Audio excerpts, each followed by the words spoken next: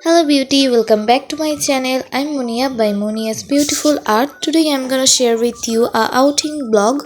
Hope you like this video. If you like this video, please subscribe my channel.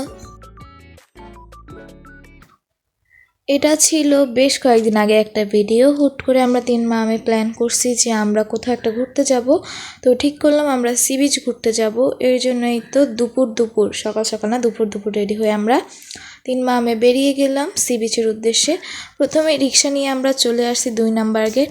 আর এখানে নেমে একটু কিছুক্ষণ দাঁড়ালাম। এরপরে ওখান থেকে একটা সিএনজি বুক করে সোজা সি বিচের উদ্দেশ্যে রওনা দিলাম।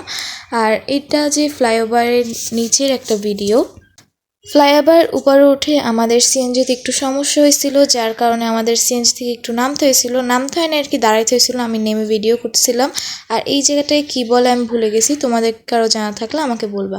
এরপরে আমরা সিএনজিতে করে সোজা গেছিলাম নেবালে।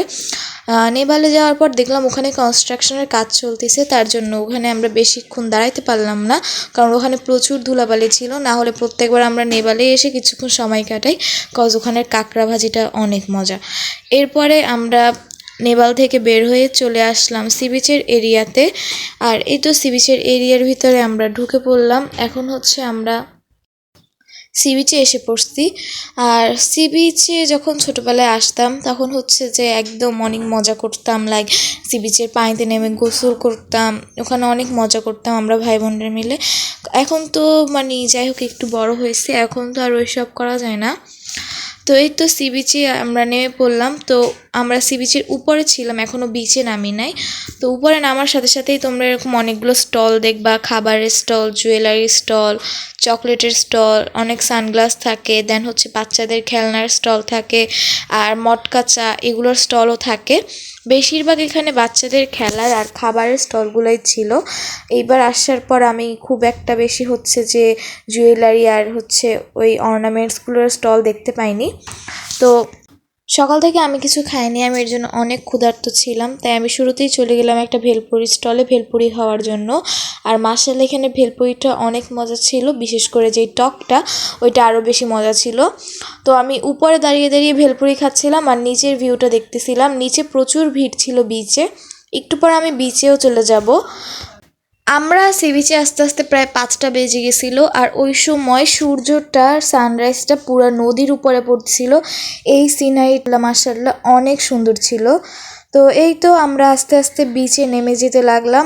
আর বিচেও বেশিরভাগ খাবারের স্টলে ছিল কটন ক্যান্ডি, দেন লাইটিং বেলুন, তারপরে যে চিলগুড়িগুলো বলে ওই ধরনের স্টলগুলোও ছিল এখানে। তো বিচে নেমেই আমি সাথে সাথে হচ্ছে একটা ঝালমুড়ি মাখাই নিলাম। আর এখানে বোম্বাই মরিচটা দেখাইলো, মেবি এখানে বোম্বাই মরিচ দেয় না, কারণ আমি ঝাল কম দিতে বলছিলাম আমাকে। আর এখানে বোম্বাই মরিচটা রাখার স্টাইলটা খুব ভালো লাগছে আমার। তো বিচে নামার পর আমরা একটু খাবার জন্য একটা জায়গা বসছিলাম। এমন সময় আমার লাগছে পুরো আমার মাথার উপর দিয়ে এই প্লেনটা গেছে। এই সিনারিটা মাশাআল্লাহ অনেক সুন্দর ছিল। আমি তাড়াতাড়ি ক্যামেরা বের করে প্লেনটার ভিডিও করে নিছি। আর আমাদের খাবার আসতে আসতে হচ্ছে প্রায় একদম সন্ধ্যা হয়ে গেছিলো, সূর্যটা নদীর বুকে ডুবে গেছিলো। খাবারের ভিতরে আমরা অর্ডার করছিলাম 1 প্লেট কাঁকড়া, দেন হচ্ছে পেঁয়াজু, কারণ কাঁকড়ার ঝোলটা দিয়ে পেঁয়াজুটা খেতে অনেক ভালো লাগে। আর কাঁকড়াটাও অনেক মজা ছিল, বাট অনেক স্পাইসি ছিল। আর যে পেঁয়াজুটা ওইটা অনেক মজা ছিল, প্রচুর ক্রাঞ্চি ছিল আর ভিতরটা অনেক সফট ছিল। তো এরপরে সিএনজিটি উঠে আমরা বাসার উদ্দেশ্যে রওনা দিলাম। আর আজকের ব্লগটা এই পর্যন্তই। বাই বিউটি, ভালো থাকবে এবং আমার জন্য দোয়া করবে।